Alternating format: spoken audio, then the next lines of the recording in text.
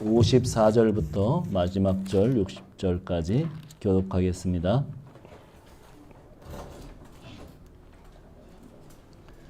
사도행전 7장 54절 제가 읽습니다. 그들이 이 말을 듣고 마음에 찔려 그를 향하여 이를 갈거늘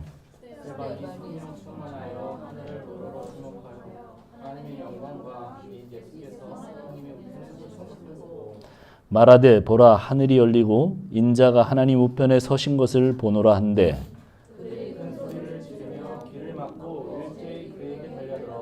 성 밖으로 내치고 돌로 칠세 증인들이 옷을 벗어 사울이라 하는 청년 발 앞에 두니라.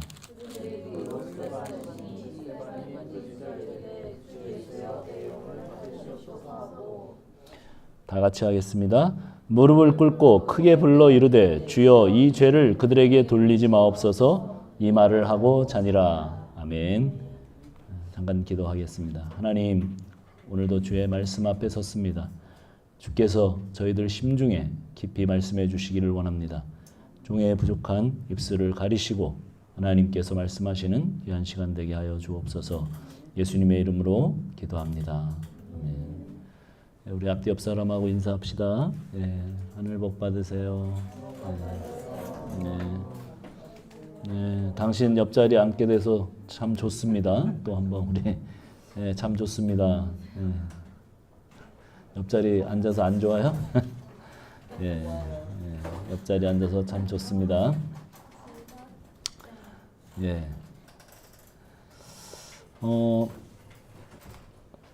우리가 지난 시간에 그 스데반의 설교의 마지막 부분까지 듣게 되었습니다. 도대체 누가 율법을 어긴 것인가? 그렇게 스데반이 항변했죠. 우리인가 너희인가? 성경을 보라, 구약을 보라. 하나님이 보내신 선지자들을 도대체 누가 죽였느냐? 너희 주상들이 아니냐?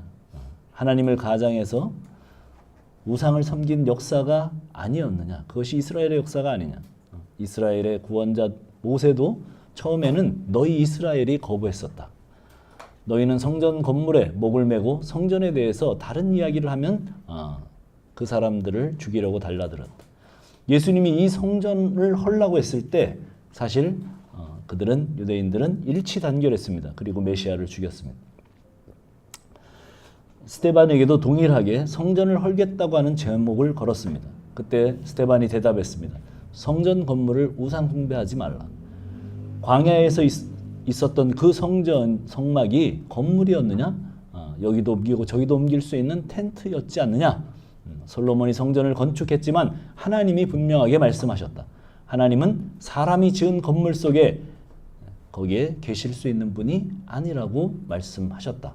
그렇게 정면으로 반박했습니다. 모세가 예언했던 그 예수 그리스도를 따르는 내가 율법을 바로 지키는 사람이다.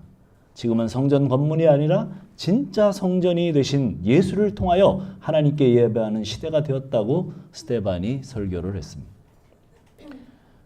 유대 지도자들을 대항하여서 말씀을 전하고 복음을 선포하자 그 설교 때문에 사람들이 돌을 들고 달라들었습니다. 그들이 분노했습니다. 거기에 성경에는 뭐라고 돼 있어요?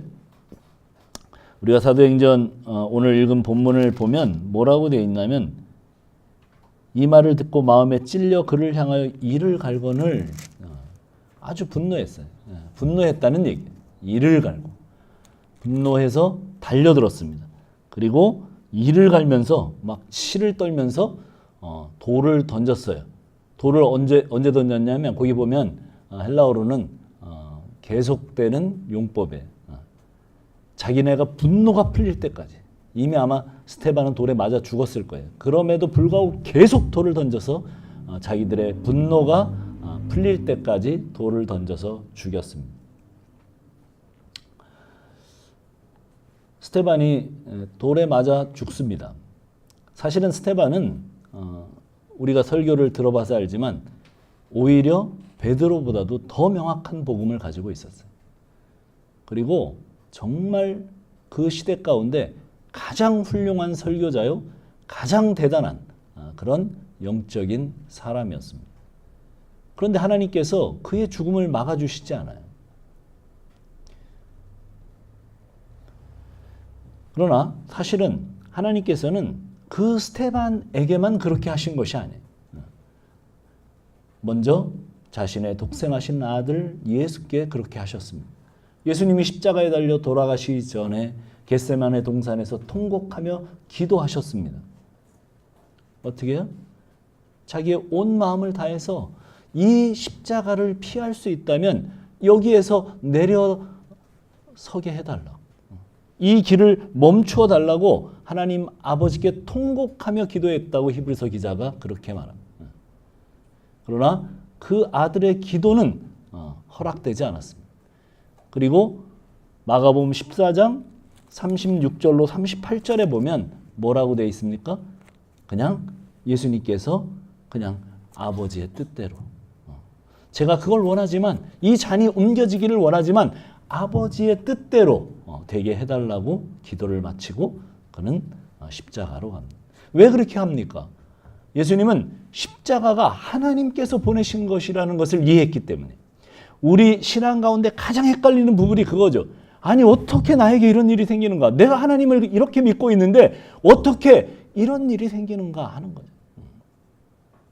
십자가와 같은 그런 아주 불편하고 힘들고 괴롭고 고통스러운 일이 우리 가운데 다가와요. 예수를 믿었는데 그런 일에서 면제되지 않습니다. 그때 주님은 뭐에? 그 십자가를 정말 하나님께서 보내신 것으로 믿었고 생각했고 그렇기 때문에 그 십자가의 길을 갑니다.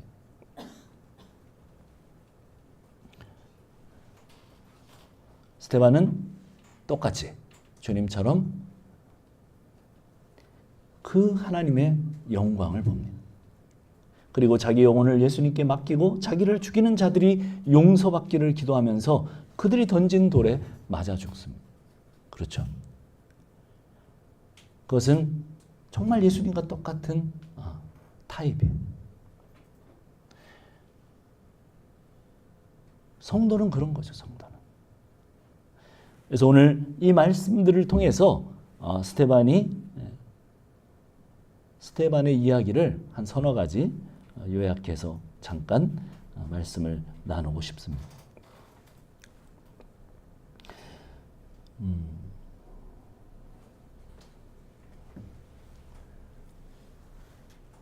자, 복음을 전했더니 이를 갈고 달려들어서 성 밖으로 내치고 돌로 쳐 죽였습니다.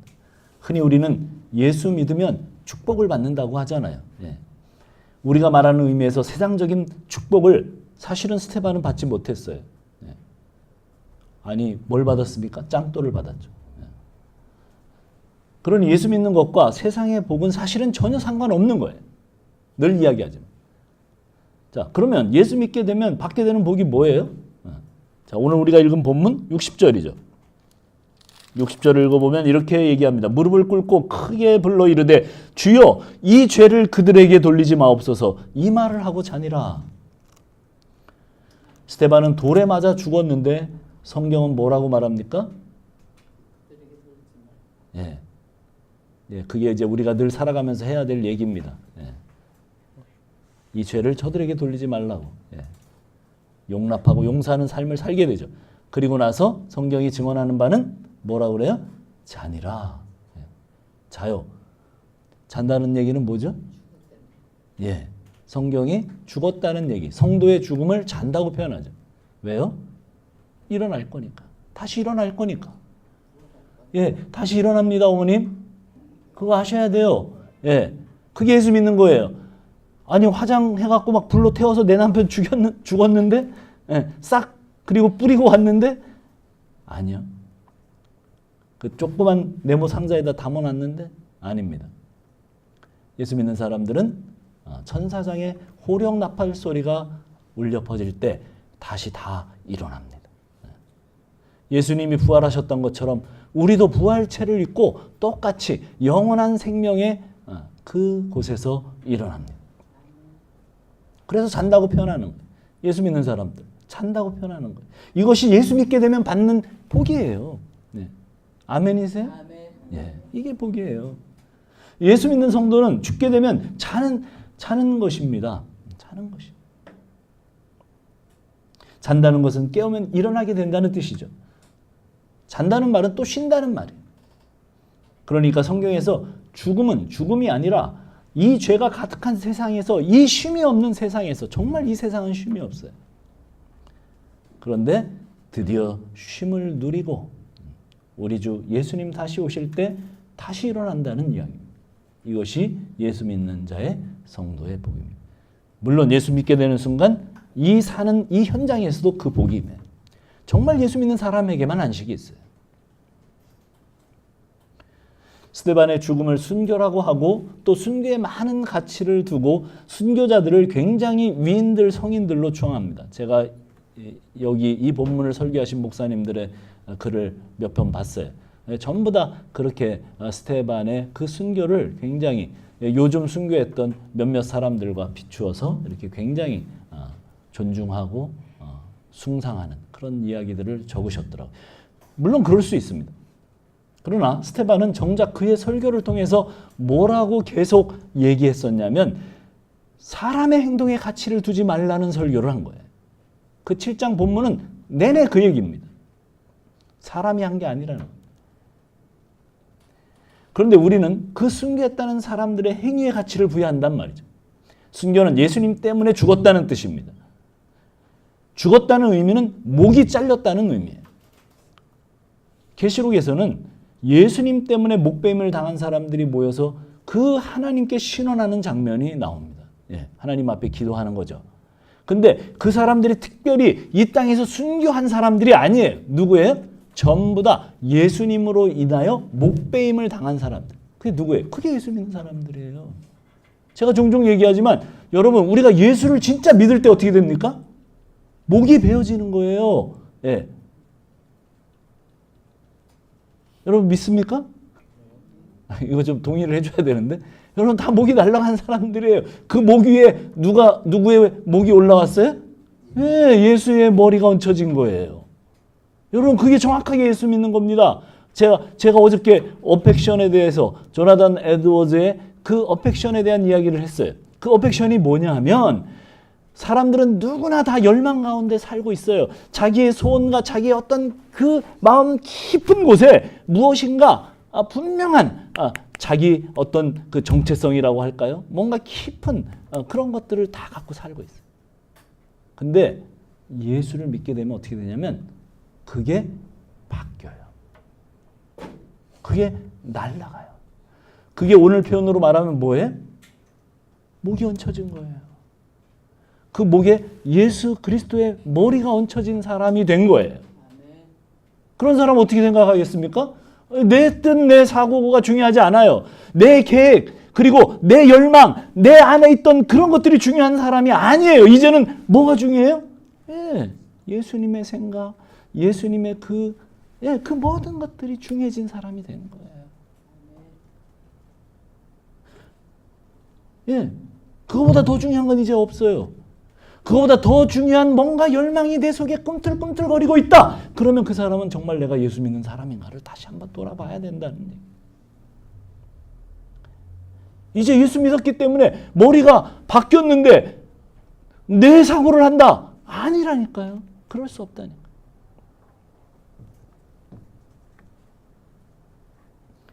목뱀을 당한 사람들은 특별히 순교당한 사람들을 말하지 않습니다. 예수를 믿은 사람들 전체를 일컫는 말이에요. 여러분 다 순교자입니다. 예수를 믿는 그 순간 성도는 목이 잘려 죽은 자들입니다. 진짜 어펙션이 바뀐 사람들. 교회 머리가 누굽니까? 예수 그리스도세요. 성도가 바로 교회입니다. 그러니 내가 예수를 믿는 그 순간 내 목은 잘려나가고 그 목 위에 예수님의 머리가 붙은 그런 형국이 된 사람들입니다. 그런 의미에서 모든 사람이 어떻게 해요? 순교자고. 요즘 계속 등장하고 있는 성경 본문처럼 갈라디아서 2장 20절 말씀처럼 내가 그리스도와 함께 십자가에 못 박혀 죽었나니 그런즉 이제 내가 사는 것이 아니요 오직 내 안에 그리스도께서 사시는 것이라. 이제 내가 육체 가운데 사는 것은 나를 사랑하사 나를 위하여 자기 자신을 버리신 하나님의 아들을 믿는 믿음 안에서 사는 것이라. 네. 나는 죽었어요. 언제요? 예수를 믿는 순간에 십자가 위에서 목이 날아갔다니까요. 그리고 그 대신에 예수께서 내 머리, 내 몸 위에 얹혀졌어요. 나는 죽었고 내 안에 예수가 사십니다. 그러니 예수 믿는 순간부터 그는 순교자입니다. 예수로 인하여 목배임을 당한 거예요. 계시록 말씀처럼.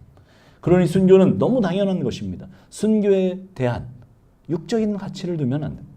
사실 예수님이 우리를 찾아오셔서 구원받게 하신 것이잖아요. 우리는 그런 의미에서 순교를 당한 거예요. 내가 순교를 한 게 아니에요.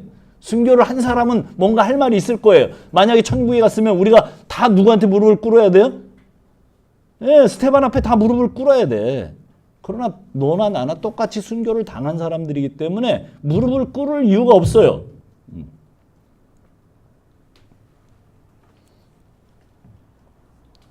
순교를 당했는데 무슨 자랑할 것이 있겠습니까? 그것을 추앙할 필요가 무엇이 있겠습니까? 고린도전서 15장 31절은 바울이 이 진리를 깨닫고 뭐라고 얘기를 하냐면 나는 날마다 죽노라 그렇게 얘기합니다. 날마다 죽노라. 그것이 순교입니다. 성도는 날마다 죽는 사람입니다. 날마다 순교를 당하는 자입니다. 날마다 당하는 게 쉬울까요? 한 번에 이렇게 스테반처럼 확 당하는 게 쉬울까요? 저는 스테반이 참 그런 의미에서 복을 받았다고 생각해요. 저도 그렇게 복을 받기를 기도했었는데 저는 그런 복을 허락하지 않으셨어요. 날마다 죽는, 날마다 죽어. 여러분 날마다 죽는 게 정말 보통 어려운 게 아니죠. 그런 의미에서 날마다 바울은 자기가 날마다 죽는다고 그렇게 고백했습니다.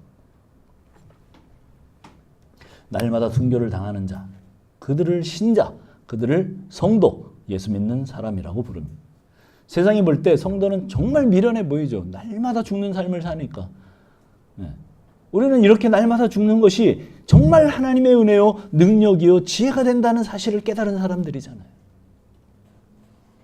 그래서 천국 가면 자랑할 것이 없습니다. 계시록에서는 그래서 하나님의 보좌를 둘러싸고 있는 24장로가 그 어린 양께 모두 자기들이 쓰고 있던 그 금 면류관을 다 벗어드립니다. 왜 그래요? 자랑할 게 없어요. 다 누가 한 거예요? 다 예수님이 하셨다니까. 내 목을 베고 그 위에 목을 얹으신 분이 누구예요? 예수님이에요. 뭘 자랑할 게 있어요? 스테반은 죽는 그 순간까지 사실은 예수님만 증거합니다.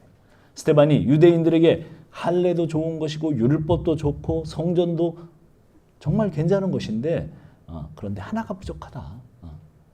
바로 그 위에 예수를 믿어야 된다고 증거했다면 아마 돌에도 맞지 않았을까. 베드로의 설교가 사실 그런 거 다 안 깝니다. 그냥 단도직입적으로 너희가 죽인 예수가 메시아고 그리스도다. 우리가 기다려오던 그리스도고 메시아다.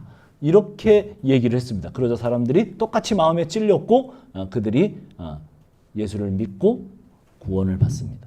근데 스테반의 설교는 조금 더 명확하게 왜 그렇게 되었는가를 명확하게 성전도 아니고 율법도 아니고 또 그 모든 것들이 너희가 죄를 지은 결과라고 이야기를 하기 때문에 그들이 똑같이 마음에 찔리면서 분노가 극에 달하게 된 겁니다. 유대인들의 열심과 행위를 모두 부정해버렸습니다. 그래서 그들은 더 분노하고 이를 갈게 됩니다. 그래서 예루살렘에서는 예수 믿는 자들을 잡아 죽이려고 하는 대대적인 박해가 시작됩니다. 할례, 그리고 율법, 성전을 모두 거부하는 저 예수 믿는 것들은 절대 용납할 수가 없게 된 것. 이때부터 엄청난 핍박이 시작되고 스데반 사건으로 예루살렘에서는 더 이상 복음 증거는 불가능한 일이 되어버립니다. 그래서 모든 성도들이 예루살렘에서 이제 복음을 전할 수 없게 되고 모두 흩어져 버리게 됩니다. 예루살렘과 유대 땅에서는 복음 증거가 꽉 막혀버리게 되는 거죠. 누구 때문에? 스데반 때문에. 아니 좀 이렇게 안 하면 안 될까? 좀 지혜롭게 하면 안 될까? 우리는 늘 그런 생각을 해요. 좀 지혜롭게 하면 안 될까? 안 된대요. 명백하대요. 복음은 명백하게 전해야 된대. 전해야 될 때. 그리고 대부분 사람들은 어떻게 해요? 귀를 막아요. 그것이 복음 증거가 이루어지는 곳에 생기는 현상입니다.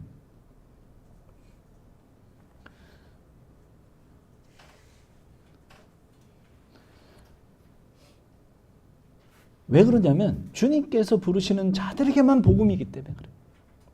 대부분의 사람들은 복음 앞에 귀를 막지만 어떤 사람들에게는 그 흘리신 피가, 그 십자가가 복음 앞에 듣고 또 듣고 항상 듣고 싶은 복음이 되어져요. 여러분이 그런 거잖아요. 지겹도록 매주 와서 복음을 듣잖아요. 근데 여러분 실증 납니까? 예, 여기 실증 나는 사람도 있을 거예요.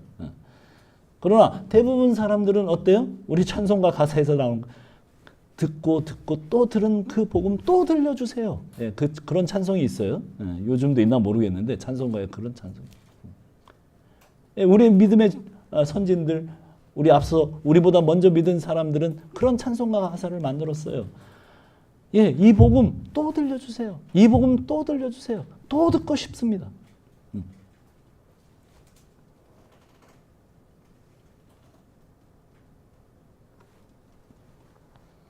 그래서 스데반으로 인해서 복음의 길이 꽉 막힌 것처럼 보이지만 그러나 하나님의 일은 전혀 막히지 않고 지장을 받지 않습니다. 그 딱딱한 복음 앞에 들을 게 있는 자들은 모두 나오더라는 것. 그것이 사도행전의 이야기입니다. 스데반이 왜 죽어야 됩니까? 그러함에도 불구하고 스데반이 죽는 것에 대한 의문이 생깁니다. 스데반이 죽지 않고 그 정확하고 예리한 복음을, 그 열정을 가지고 세상을 돌아다니면서 복음을 전하게 하시는 것이 훨씬 더 좋아 보입니다. 하나님 입장에서도. 그런데 왜 스데반이 거기에서 돌에 맞아 죽어야 합니까? 고린도후서 4장 7절 한번 찾아봅시다. 이건 찾아놓고 같이. 고린도후서 4장 7절. 제가 읽습니다. 우리가 이 보배를 질그릇에서 가졌으니 이는 심히 큰 능력은 하나님께 있고 우리에게 있지 아니함을 알게 하려 함이라. 무슨 얘기예요? 우리가 이 보배를 질그릇에서 가졌다는 거예요. 이 보배가 누굽니까? 예수 그리스도세요. 질그릇은 누구예요? 나예요. 내 안에 뭐가 있어요? 예수가 있어요. 자, 예수 믿는 사람 그런 거죠? 예수가 내 육체 안에 있어요. 자, 그렇다면 그 예수님이 어떻게 나타나십니까? 내 육체, 질그릇이 깨져야 나타나요. 육체는 그냥 이 플래시일 수도 있지만 그러나 사실은 우리 안에 있는 우리의 본질, 우리의 자아, 다 그런 거죠. 그게 깨지면 어떻게 돼요? 예수가 나타나세요. 이게 예수 믿는 사람의 삶의 그 어떤 그 모든 궤적입니다. 질그릇. 우리가 이 보배를 어디에 담았어요? 질그릇에. 스데반이 죽는 이유는 보배를 질그릇에 품고 있었기 때문입니다. 사람들에게 이 보배를 보여주려면 깨져야 보일 거 아니에요. 질그릇이 깨지는 만큼 그 보배가 보입니다. 스데반의 질그릇은 완전히 깨집니다. 단 한 번에. 그러니까 어떻게 해요? 그 자리에 예수 그리스도만 남습니다. 그래서 죽는 그 순간까지 스데반은 예수님만 전하고 갔습니다. 그는 한 번에 이 땅에서 완전히 졸업을 해버리고, 왜 이렇게 이 땅에 질기도록 저를 하나님께서 이 땅에 남겨두시는가? 예, 이 질그릇이 완전히 깨지질 않아요. 그래서 깨져야 할 것이 많이 남아있어서일 거라고 저는 추측하고 있어요. 그래서 저의 기도가 뭐겠어요? 졸업을 위한 기도를 합니다. 더 많이 깨어지게 해주세요. 아주 박살이 나게 해주세요. 예. 무슨 그런 기도를 드리십니까? 아니, 그게 그리스도인들이 드려야 되는 대부분의 기도일 거예요. 우리가 그런 기도를 더 많이 해야 되지 않겠습니까? 여러분 무슨 기도 하십니까? 예. 거기 보세요. 10절에 뭐라고 되어 있습니까? 우리가 항상 예수의 죽음을 몸에 짊어짐은 예수의 생명이 또한 우리 몸에 나타나게 하려 함이라. 11절 12절은 이렇게 얘기합니다. 우리 살아있는 자가 항상 예수를 위하여 죽음에 넘겨짐은 예수의 생명이 또한 우리 죽을 육체에 나타나게 하려며 그런즉 사망은 우리 안에서 역사하고 생명은 너희 안에서 역사한다. 너희는 그 고린도 교인이고 우리는 바울과 복음을 전하는 일행들. 보배를 우리 같은 질그릇이 담고 있으니까 우리는 계속 깨집니다.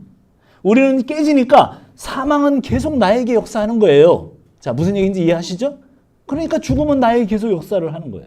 내가 깨진 만큼 예수 생명이 보이니까 내가 예수 생명이 보이는 만큼 예수 생명은 너희에게서 일합니다.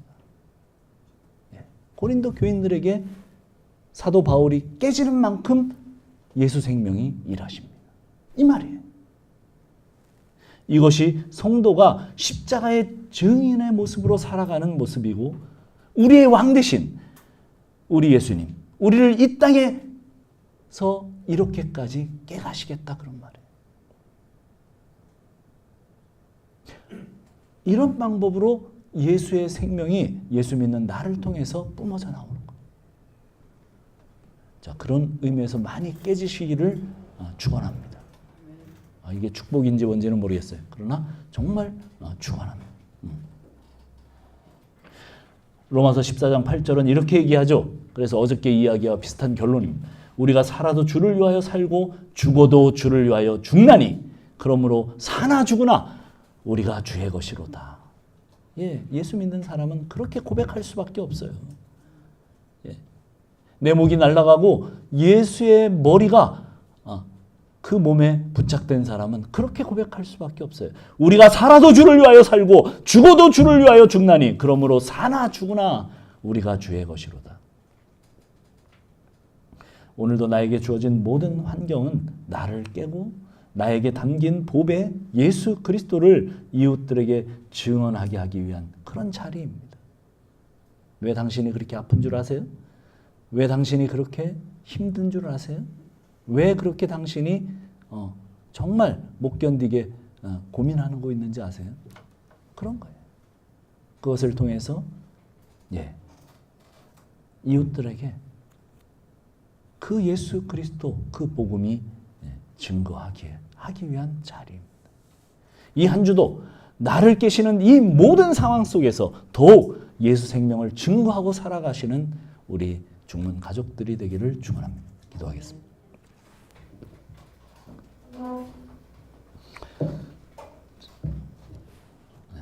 우리 같이 잠깐 찬양 드리고 기도할까요? 찬양을 먼저 드리고 기도하겠습니다.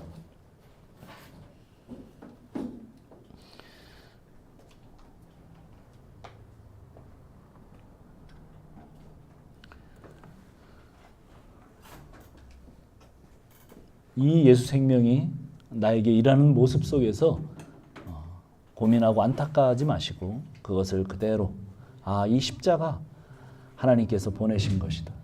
우리 주님처럼. 나에게 벌어지는 모든 이 상황은 하나님의 최선이다. 그렇게 생각하게 되시기를 바랍니다. 우리에게 벌어지는 모든 상황은 나쁜 상황이 아니에요. 내가 더 예수를 잘 믿게 하고 그 다음에 어떻게 해요? 이 보배가 이 질그릇 밖으로 나오게 하는 그런 하나님의 역사입니다. 찬양하겠습니다. 다 같이 주보혈 날 정결케 하고 찬양하도록 하겠습니다.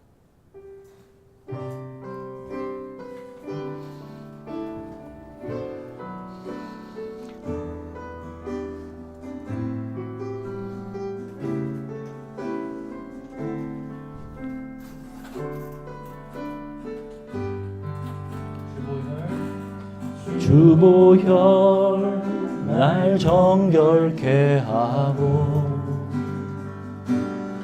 주보혈 날 자유케 하니 주 안에 날 예배하는 이 시간 나의 모든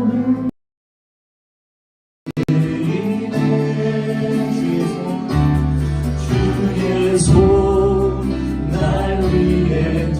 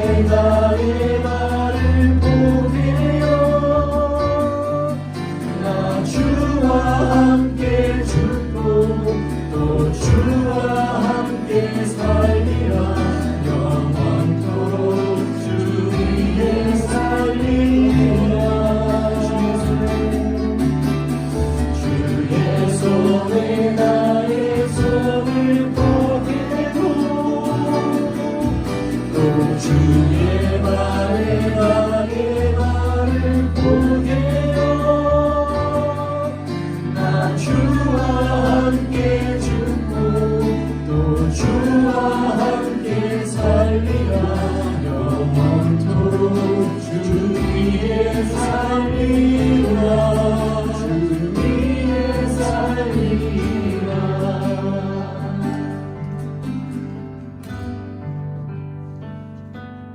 그렇습니다. 주님의 십자가에 완전히 주님과 함께 포개어져서 나는 죽고 이제 예수로 사는 사람들이 되었습니다. 내 목은 날아가고 내 몸 위에 이제 그리스도가 얹혀진 사람들, 그런 사람들은 나에게 나의 삶, 나의 어펙션이 이제 완전히 예수로 바뀐 사람들입니다. 우리 주님을 찬양합시다. 우리 주님을 찬양하는 기도를 드리고 내 질그릇이 더욱 완전히 박살나서 주님만 내 삶에서 드러나는 그런 사람이 되도록 이제 우리 기도합시다. 기도하겠습니다.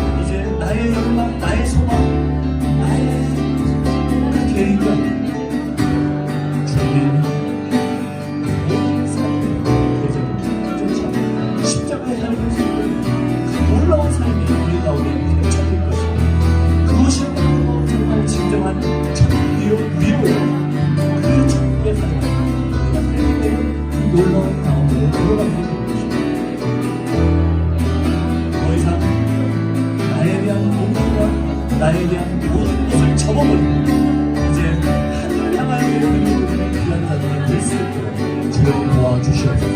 우리 사랑하는 주님 부인들이 그런 사람들이 될 수 있도록 도와주시옵소서. 오늘 기도하는 사람이 기도하는 것처럼 우리 수진 형들이 기도처럼 정말 그런 사람으로 그런 삶을 열망하고 그런 백성 완전히 되고 싶어요. 사람들이 될 수 있도록 주여 도와주시옵소서. 주님의 에피토미아가 내 에피토미아가 되는 그런 역사가 있게 도와주시옵소서. 나를 쫓아 그런 사람들이 되는 주여 도와주시옵소서.